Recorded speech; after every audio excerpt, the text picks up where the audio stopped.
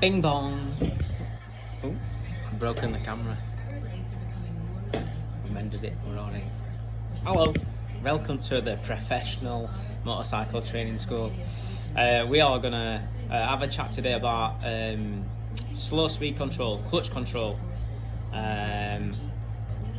There are some conflicting bits of information about clutch control, but I am going to tell you the correct way to do it. The correct way to do it would be to effectively coordinate between clutch lever, throttle and rear brake. Effectively coordinate means use the right amount of each piece of equipment to get your motorbike to do what you want it to do. Not use them all together and expect your bike to drive slow.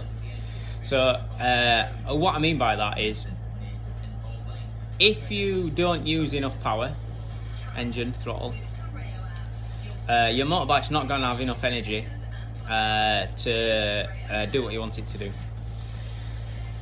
If you use the wrong amount of clutch, you're going to transfer too much of that energy to your driving wheel, and your motorbike is going to be propelled into a position or an amount of steering, that you didn't really want in first place. If reducing the clutch release is not slowing you down enough, we need to effectively use that rear brake to reduce the rolling speed of your motorbike. So what we need to figure out is how much of each control you need at each one moment in time. If I were teaching this to a new rider, what I would do is I would say to somebody, find your biting point first.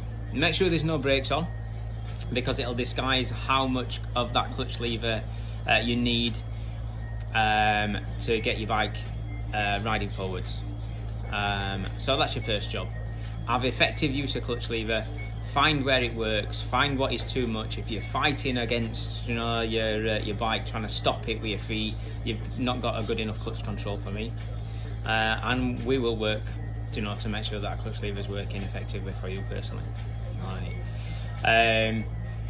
If we get that bike moving forwards and we think, oh man, this is a little bit too much speed, I need to slow this down a little bit, your first job really will be to reduce the amount of drive that you're asking for. So pull your clutch lever in a little bit. That'll stop your bike from being pushed forward. And if you're on flat, and definitely if you're uphill, your motorbike will slow itself down, and we don't need any brake. Once you've run out of momentum, we can add a little bit of clutch back and you can get your bike rolling again. Alright. If we take, for example, a speed hump, a spanner, we have to go up the speed hump, across the top, down the other side. On this part of the speed hump, you're going to need a little bit more power, a little bit more clutch, and that will be used to climb the speed hump. Alright, once you've climbed the speed hump and you're on the top, we can reduce the amount of clutch because I don't need to be pushed so hard, and you can reduce the amount of throttle. Seems to make sense. And on flat, your bike will slow down a little bit and it'll stop rolling so fast. So far, uphill, no rear brake needed. Flat, no rear brake needed. Okay. Then we get to this downhill section. Yeah. So you're dropping off the speed hump. At that point, then pulling your clutch lever in will effectively take away the engine brake, and your bike will speed up. So that's when we're going to need to use a little bit of that rear brake, to reduce the rolling speed of your motorbike. But it's important to kind of reduce the amount of clutch so that your clutch and your rear brake aren't fighting each other. And it's that coordination that is tricky. Alright, what you can't do, what you shouldn't be doing, is offering that rear brake and the clutch lever, the drive at the same time. Let's face it, you would not hold the handbrake on in your car to slow your slow speed driving down. And I'm not going to ask you to do the same thing on your motorbike. It seems like a silly request, and your motorbike won't like it. There are definitely applications, where using rear brake and clutch lever are beneficial, but more commonly in an extreme environment, things like trials riding and stuff like that, but definitely not in an environment like you're going to find yourself out on road.